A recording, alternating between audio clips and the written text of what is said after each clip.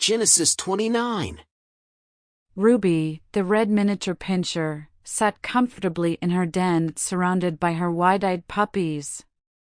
The morning sunlight softly filtered through the entrance, giving the space a gentle, comforting glow.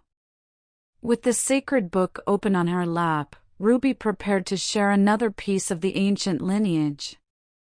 Today we continue with Genesis chapter 29. Ruby began, her voice creating a serene atmosphere. Jacob, she started, recalling the man who featured prominently in their previous stories, continued his journey and finally arrived in the land of the East, where his mother's family lived.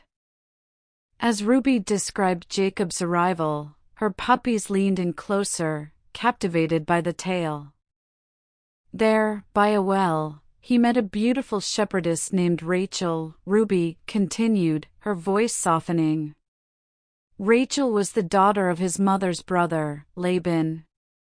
Overwhelmed by the sight of his cousin, Jacob wept and kissed Rachel, before introducing himself as Rebekah's son. The puppies tilted their heads in surprise, the notion of love at first sight both strange and beautiful to them. Jacob stayed with Laban and his family, Ruby said. In love with Rachel, he offered to work 7 years for Laban in return for Rachel's hand in marriage. She paused, letting the weight of Jacob's commitment sink into her puppy's understanding. But Laban was crafty. Ruby's voice deepened with disappointment.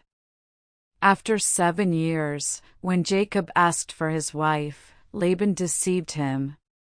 He gave him Leah, his elder daughter, instead of Rachel. It was a custom there to marry the elder daughter before the younger. Disbelief reflected in the eyes of the puppies. The unfairness of the situation, the deceit involved, was a lot for their innocent minds to take in. Jacob was upset but agreed to work for another 7 years to marry Rachel, Ruby continued, emphasizing Jacob's love for Rachel. So, after a week, Jacob also married Rachel. The den remained silent as Ruby concluded the story. Jacob loved Rachel more than Leah. Seeing Leah unloved, God opened her womb, and she gave birth to 4 sons, while Rachel remained childless. As Ruby closed the book, the puppies sat in a thoughtful silence.